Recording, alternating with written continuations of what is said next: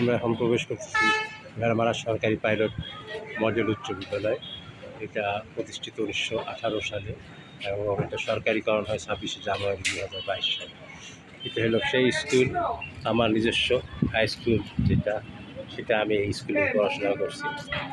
আমরা যখন ছিলাম তখন এই যে এই পাশে এখন যে বিল্ডিংটা দেখা যাচ্ছে সেই জায়গাটা আগে ছাত্রদের হোস্টেল ছিল, আর বিল্ডিংটা মেন বিল্ডিংটা ছিল হইল এই দিকে।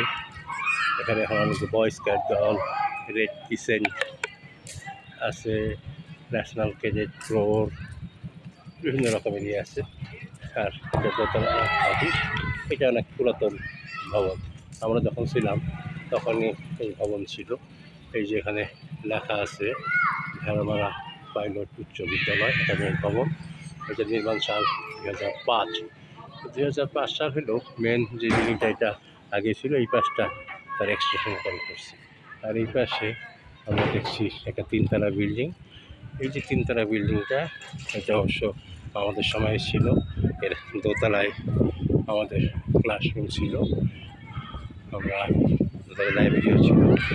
এবং এই যে স্টেজ দেখা যাচ্ছে, আমরা যখন স্কুলে ছিলাম যে কোনো স্টেজের প্রোগ্রাম হয়তো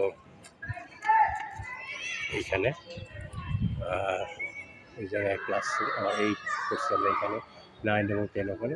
আমরা থাকা অবস্থায় পরে 3তলার কাজ শুরু করেছি। আর এইটা খেলার মাঠ।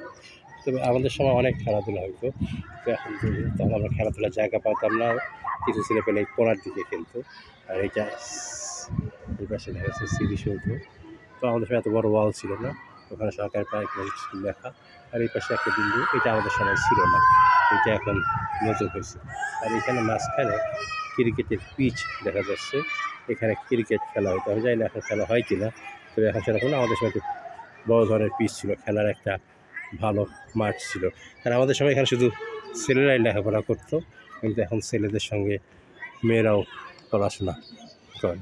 এবং এই স্কুল থেকে অনেক ছেলে পেলে দেশের বিভিন্ন জায়গায়, এখন বড় বড় জায়গায় তারা পৌঁছে গেছে।